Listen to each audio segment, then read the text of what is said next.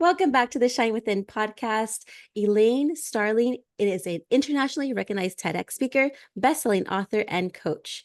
After a life-changing stroke on New Year's Day in 2005, during which she had a profound conversation with a higher power, Elaine gained deep insights into the purpose of life and how to live optimally. She channeled these insights into the Abundance Journey, a 6-week program that helps entrepreneurs and experts unlock their potential, align with the divine guidance, and achieve their dreams.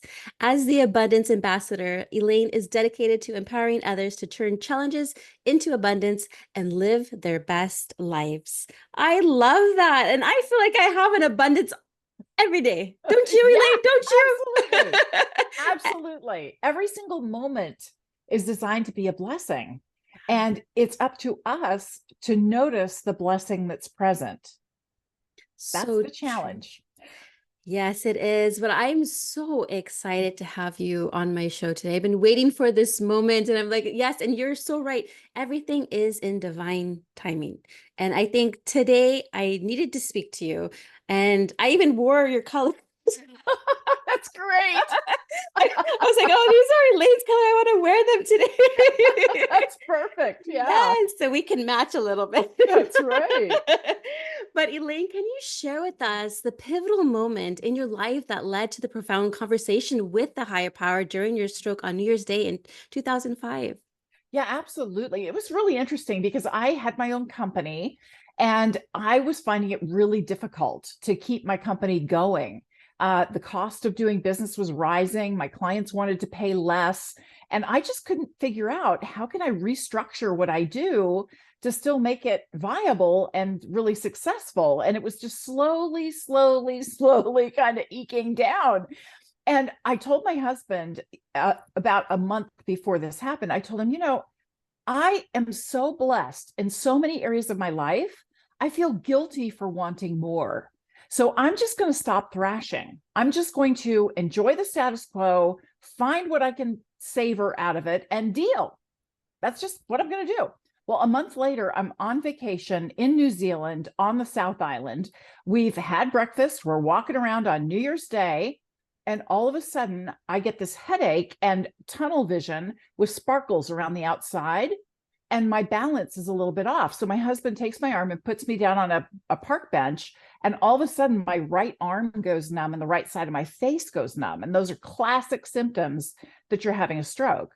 So he quickly walked me to a little medical center. They gave me an aspirin and did some tests. And they're like, yeah, you're having a stroke. They asked me, describe this picture on the wall. And I could see it. I totally understood what it was. But the words that came out of my mouth made absolutely no sense. And it was really interesting because I felt fabulous. I felt great.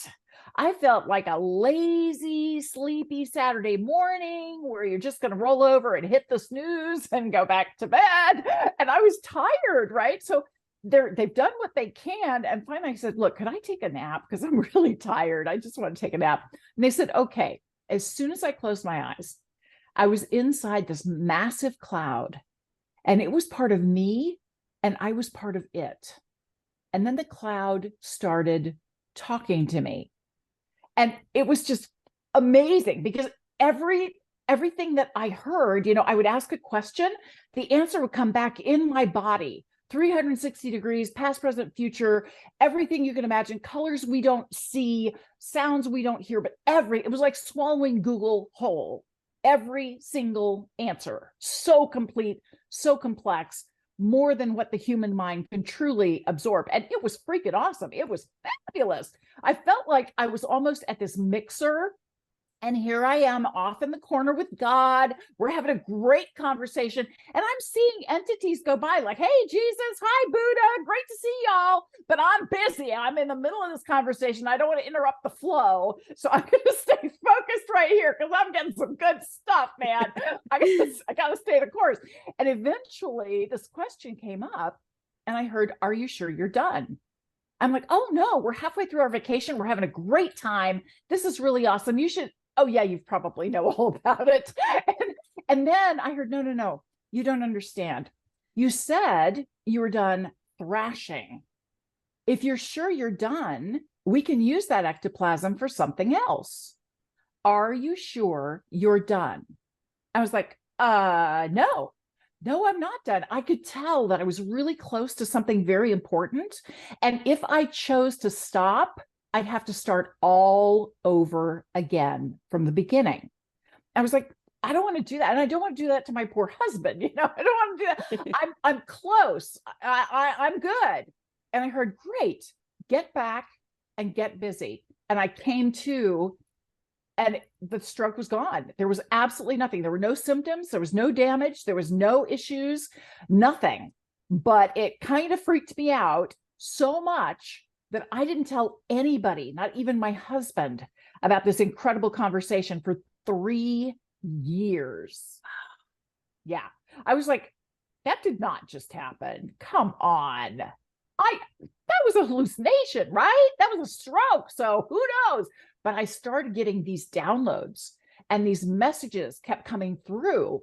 And I got really curious about it. I'm like, okay, well, I'll do some research and figure out, because it was so cool. I mean, it's so hard to describe, Gina, but while I was having my stroke and having this incredible conversation with the divine, it felt like a Niagara Falls of infinite divine love, just penetrating every single atom of my body, this total saturation of love and appreciation and gratitude. It was amazing. And so after the stroke, I'm like, wow, that was really cool. I'll take more of that. Just hold the stroke, thanks. But how can I have more of that unconditional, amazing, infinite love? And everything that I read, everything that I explored, it all said, you just have to allow. You have to open yourself up, open your heart, and allow the messages to come through. Well, I got to tell you, I was allowing my little heart out. I would meditate and then I'd sit for guidance and I'd journal, and messages would come through and they always felt really great. It was awesome, but it was a lot closer to a leaky watering can than Niagara Falls. Just saying. No complaints, but come on. So at the end, I finally got to this point where I was a little chapped. And I'm journaling and I'm asking for guidance. I'm like, why isn't this allowing thing working for me? And I immediately got this message.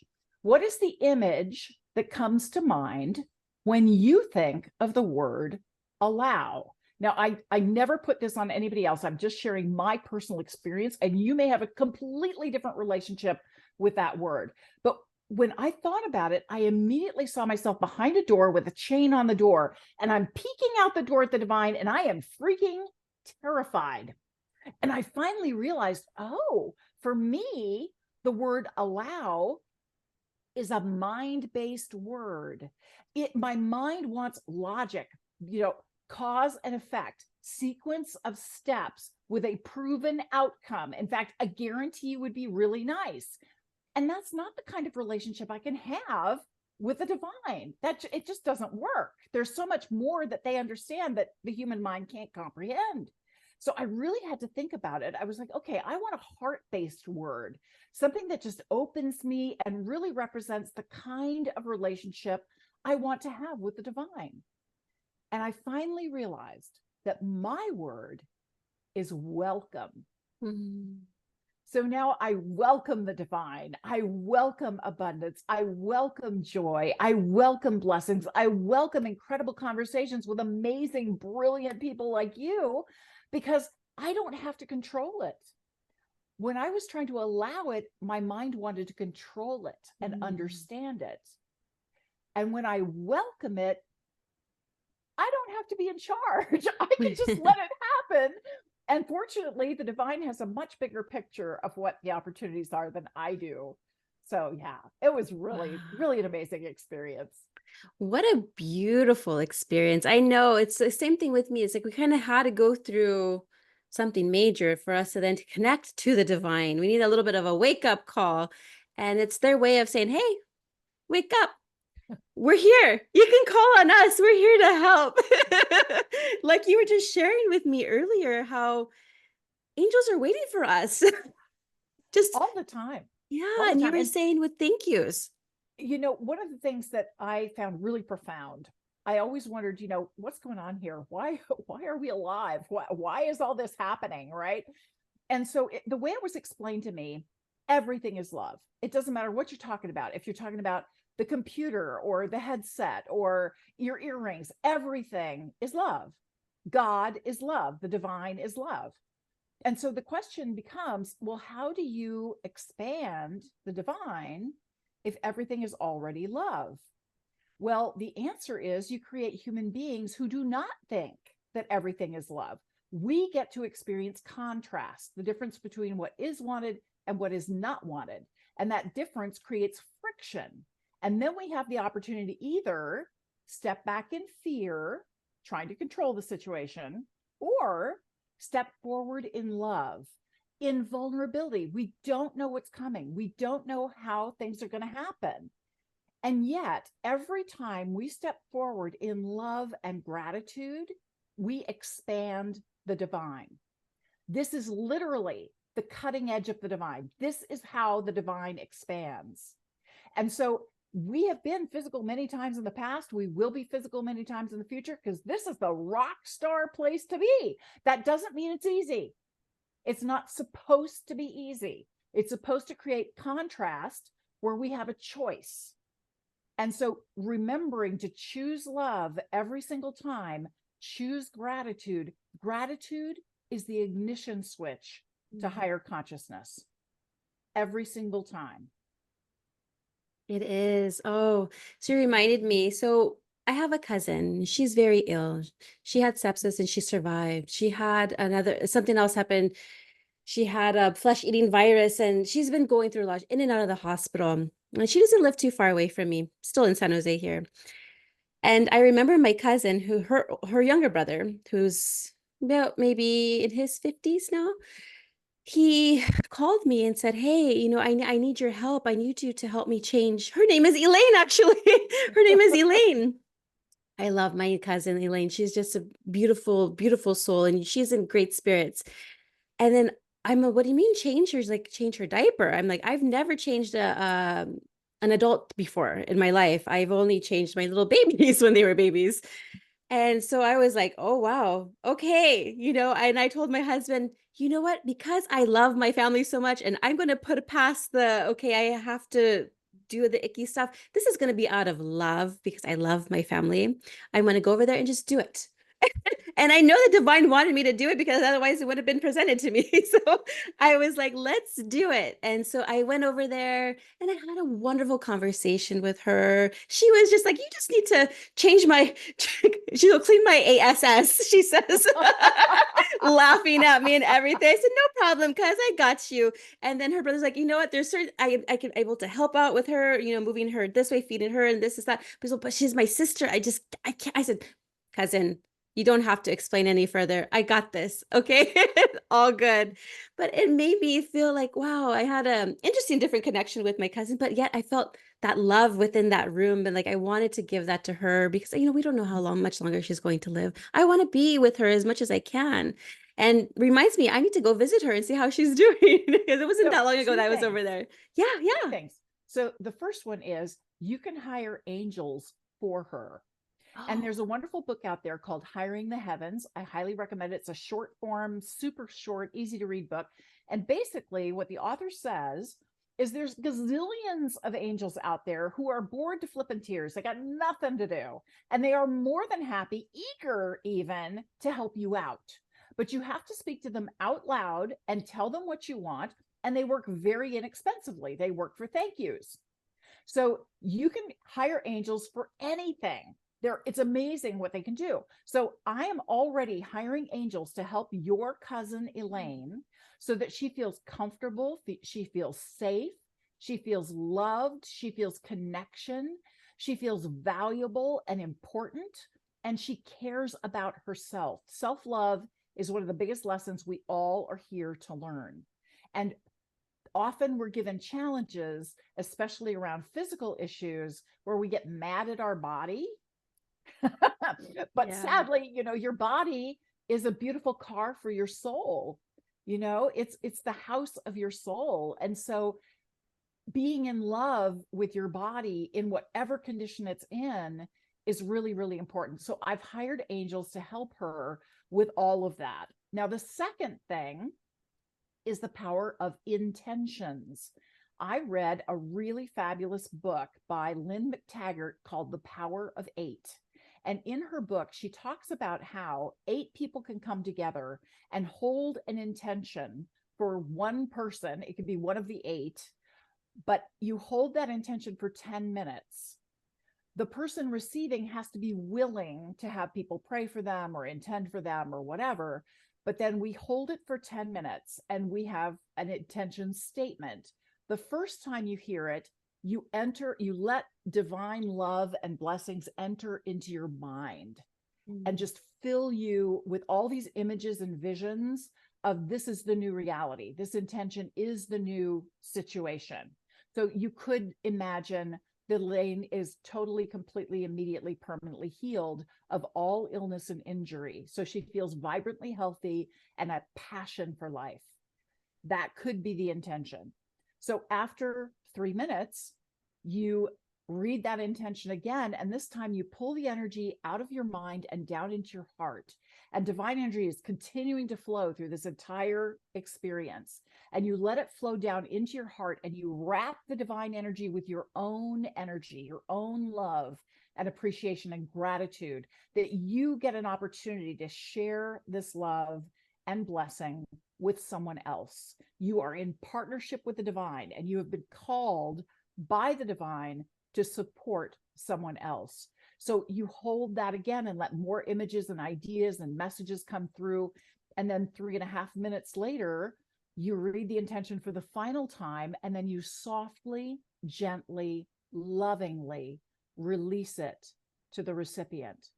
And all of this divine love is continually flowing through you the entire time.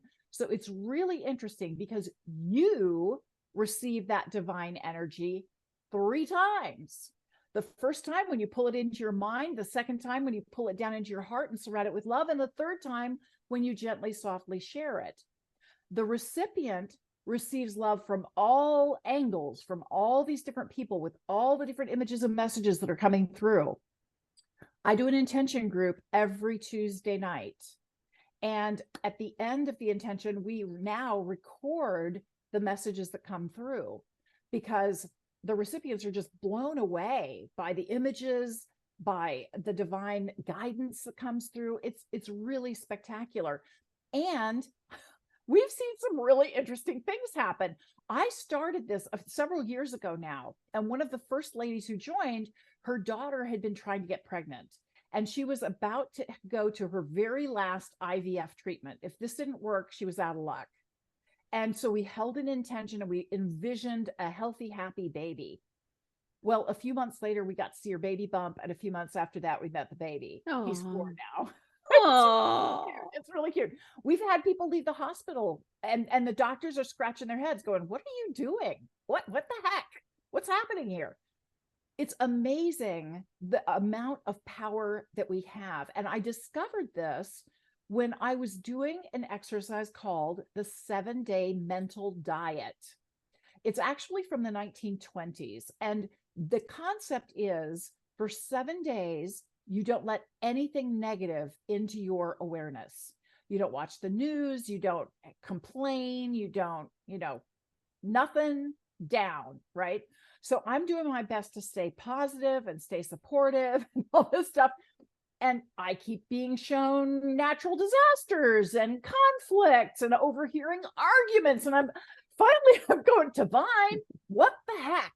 I'm doing my best to stay positive. Why do you keep showing me all this stuff when I'm trying to stay positive here? And the message came back, honey, I saw a fireman holding a fire hose.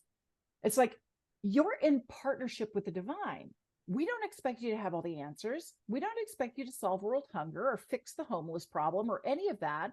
What we do expect is every time you see something where divine support is needed, we expect you to send energy there. All you have to do is focus your attention on what is wanted, just like the intention, which is what we want to create and how we want to feel about it.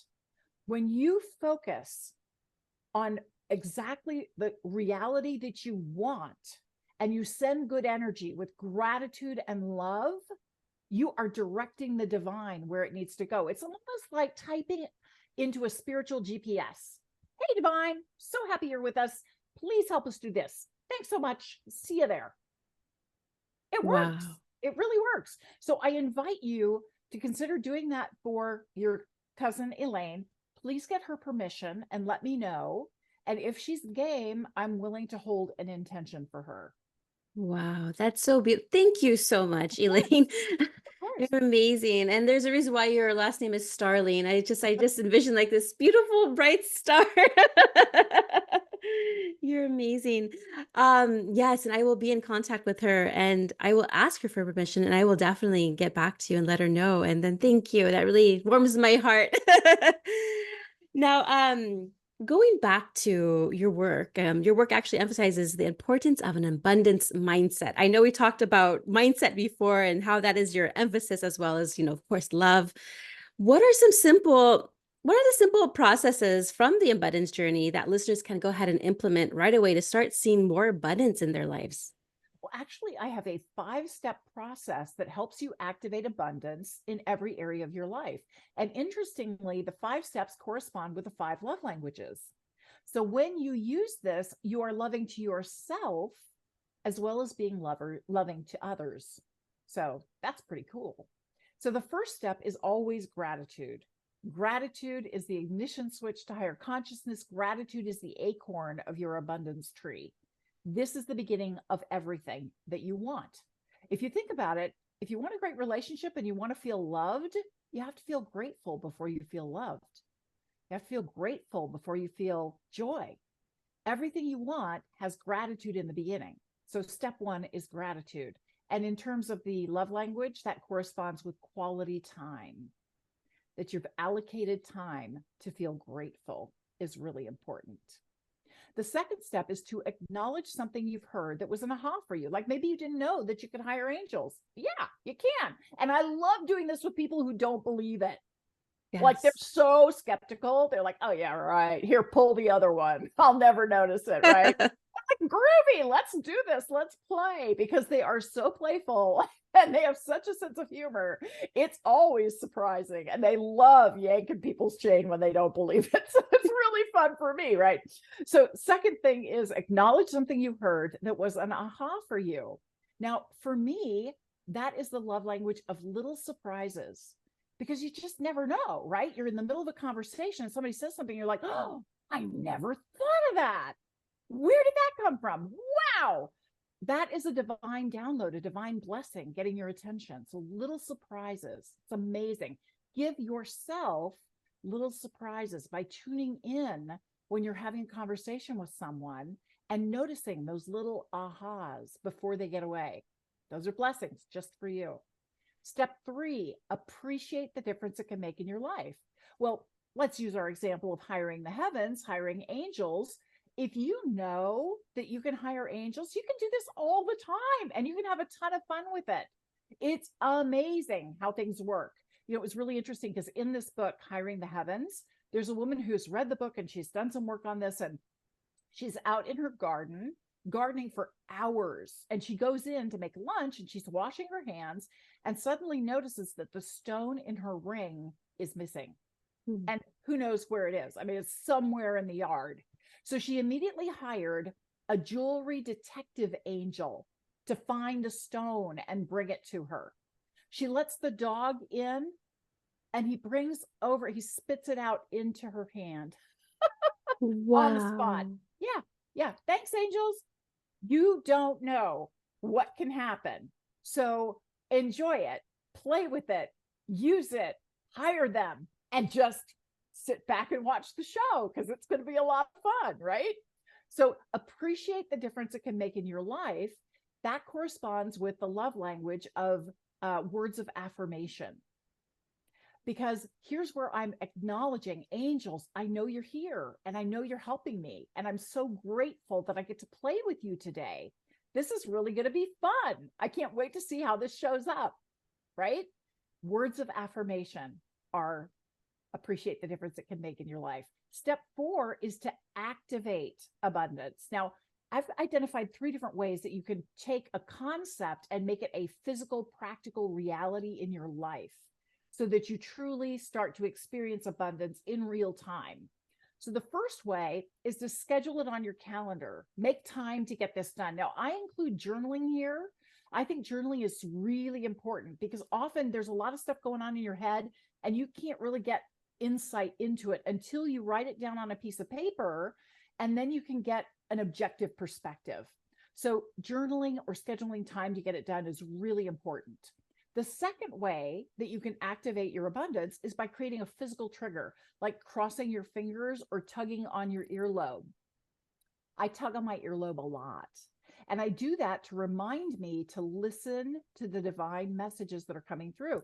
It's really interesting because I don't feel like it's Elaine talking. I feel like it's the divine talking through me and using my body. And it's really funny because I get these messages from the divine. They're like, sweetheart, we keep thinking that if we get you to say it, you might actually hear it this time. You know, could you tune in? We're trying to hit the right channel. Could you work with us here? And so, yeah, so it's a reminder. Okay, the angels are talking to me. The divine is giving me messages. I really need to be aware of that and on the lookout for it and how it shows up, because that's when I truly receive it. There's all kinds of presents here for me, but if I'm not looking and I'm not paying attention, I don't get the present. That's a problem. Okay, the third way that we can activate abundance is we declare what we're going to do. Like, I am hiring angels. And it really helps if you have an accountability buddy, somebody who knows you and kind of witnesses what you're doing. So if they realize, hey, you forgot to hire angels, we're getting in the car. We need to hire some great traffic angels for a nice, easy ride, parking angels for a great parking spot. And let's hire attitude adjustment angels so that we're in really good mood as we're driving and taking this trip. We have a blast. And we spread that attitude adjustment to everybody on the road. So everybody has a really great day. Let's play that way, right? So they can remind you if you forget that you want to partner with angels throughout your day. So those are the 3 ways that you activate abundance. Now, it's really interesting because activate abundance is, I'm thinking of the different, it is it's acts of service. That's what it is. So it's when somebody does something for you, because it's really interesting that we have neurons right here, mirror neurons right behind your eyebrows. And so when Gina smiles, it makes me want to smile. It's just like how when you read a book, you aren't going through the challenges of the characters in the book. You're witnessing their transformation and you feel transformed because you witnessed their transformation. Mirror neurons do that for you. So incredible benefits from activating abundance. It's a group activity. You think you're doing it all on your own? Yeah, you're actually influencing a whole lot of other people. And that's another conversation. So step 5 is celebrate your progress. It's all about the present moment.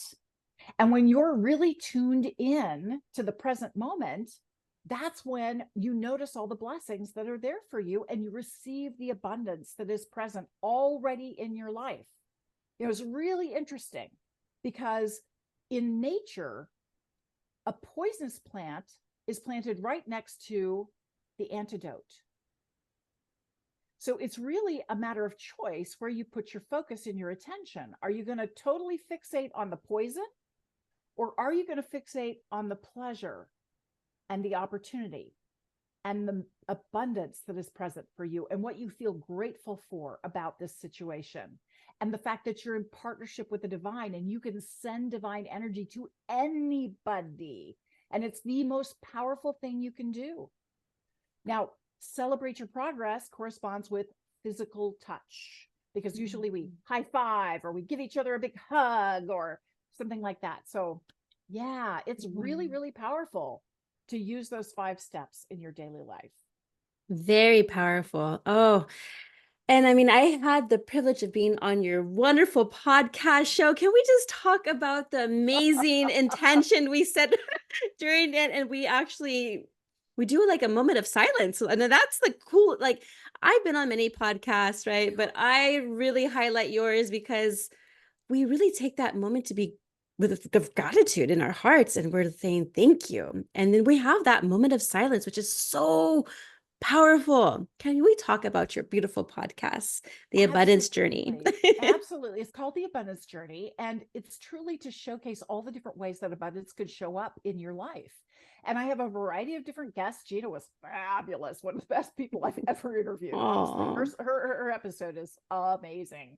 And so I like to start by introducing my guest, and then I have a new practice that I added, Gina, oh, since I spoke yay. with you. Now I get everybody to breathe together 3 times. Mm. And as we breathe in through the nose, we think the words I am. And as we breathe out through the mouth, we think the word consciousness.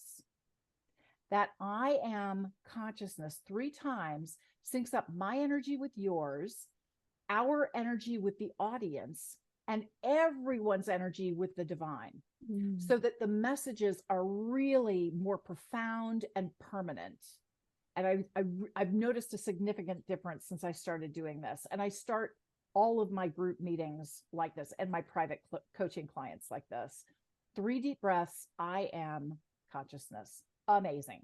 Then I go into the intention. The intention is what we want to create together and how we want to feel as we're creating it. I always like to start my intentions with in love and light, because to me, that's an indication to the divine that we know they are actively present and supporting this intention. Then I state the intention, which is kind of like a spiritual GPS. This is where we want to go. Thank you. I say thank you at the end.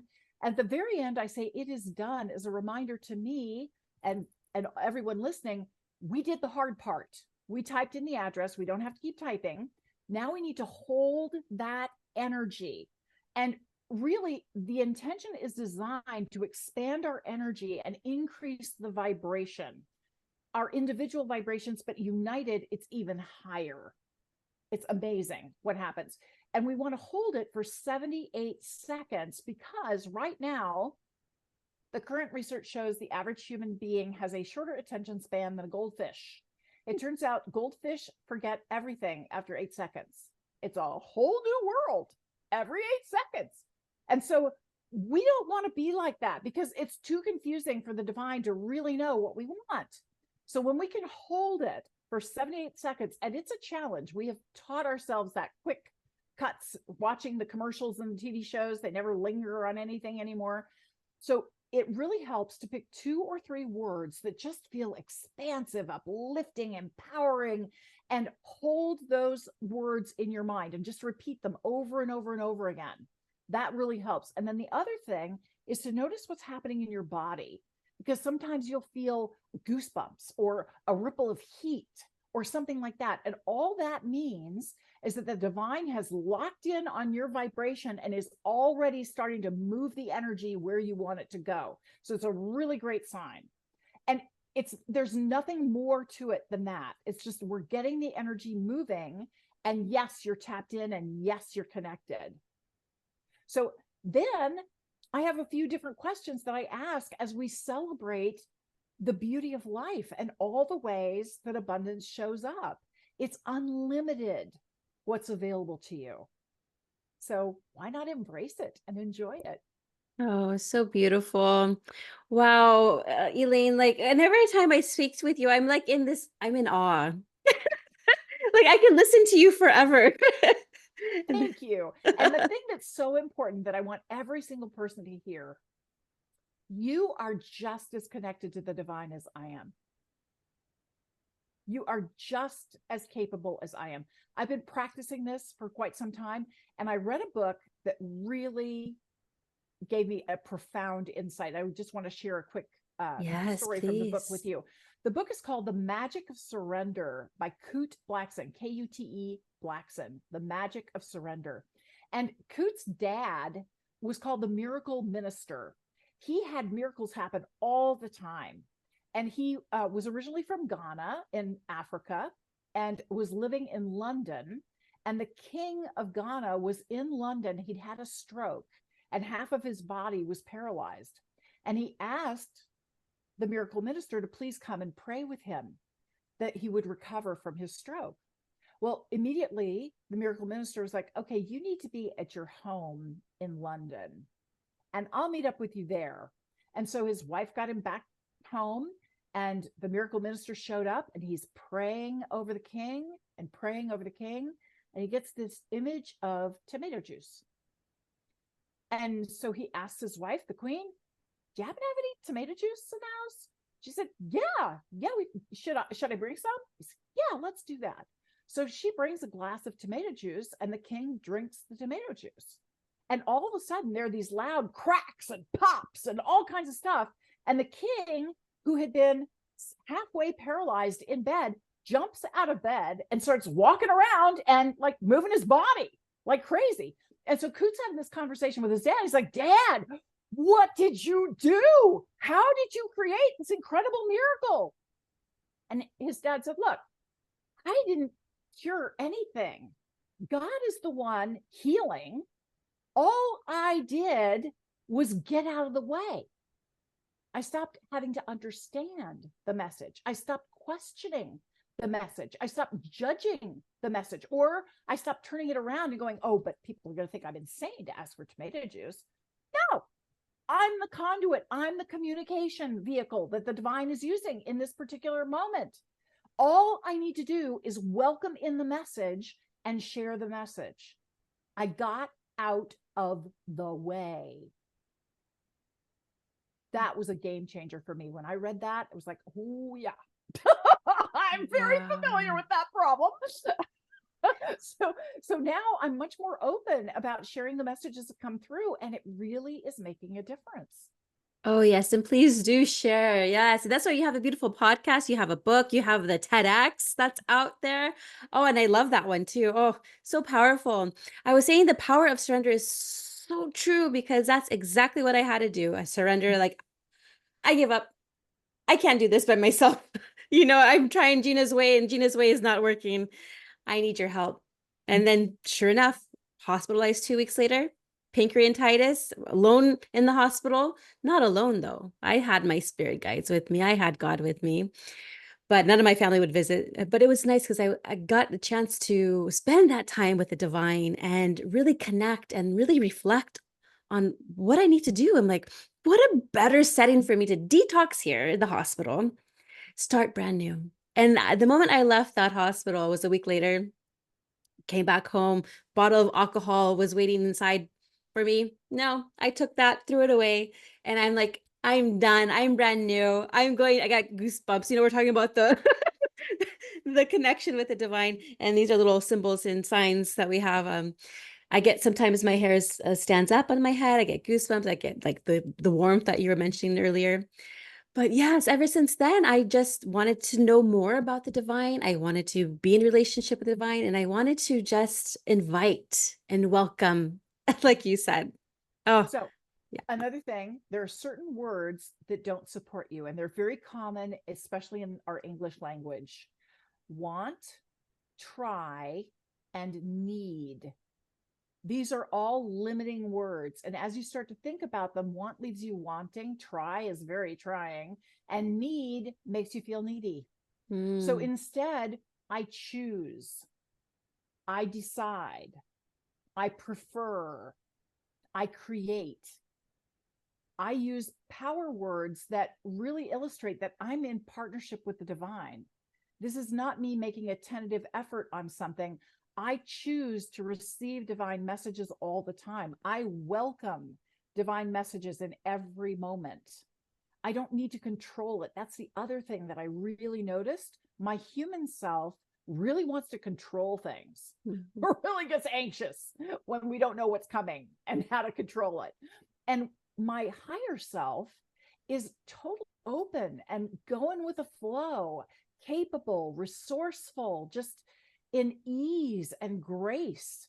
And that feels so much more pleasant. So Yeah. I choose that. I don't need to control it anymore. Oh, wow. Yes. Oh my goodness, Elaine. Where can our listeners connect with you? Because I know you've inspired pretty much everyone who's listening right now.